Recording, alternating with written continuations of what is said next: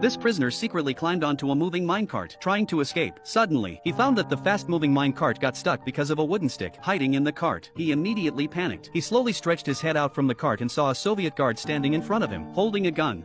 Выходи!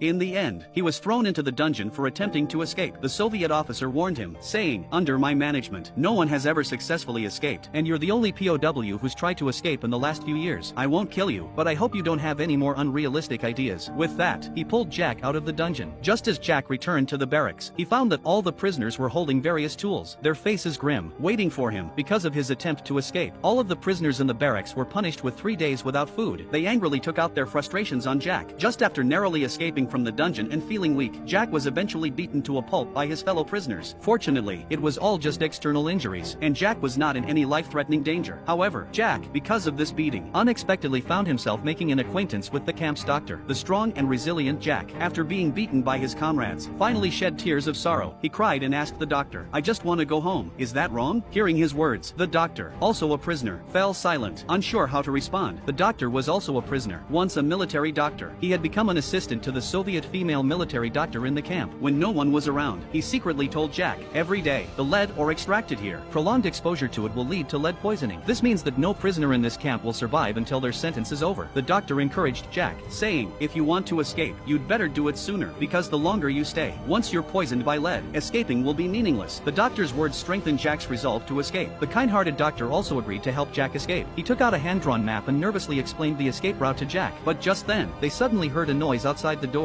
Jack panicked and quickly hid. The doctor took a deep breath to steady himself, then opened the door to find the Soviet officer standing outside, drunk as a skunk. Luckily, the Soviet officer was just wandering around and did not notice anything unusual. After sending the officer away, the doctor immediately took off his sweater and gave it to Jack, along with his boots and other clothing. He told Jack that near the small hill to the west of the camp, by the railway, there were some supplies for escaping. These were originally prepared for himself, but recently, he found that he had already been poisoned by lead, and escaping would be pointless. So he gave everything he had carefully prepared to Jack. He placed all his hope for freedom onto Jack. Finally, he took out a handgun and a few bullets, handing them to Jack. Then, he took out a small iron box with the address of his hometown engraved on it. He hoped that Jack, once he escaped, would deliver the box to his wife. On that snowy, windy, and bitterly cold night, Jack set off on his escape journey once again.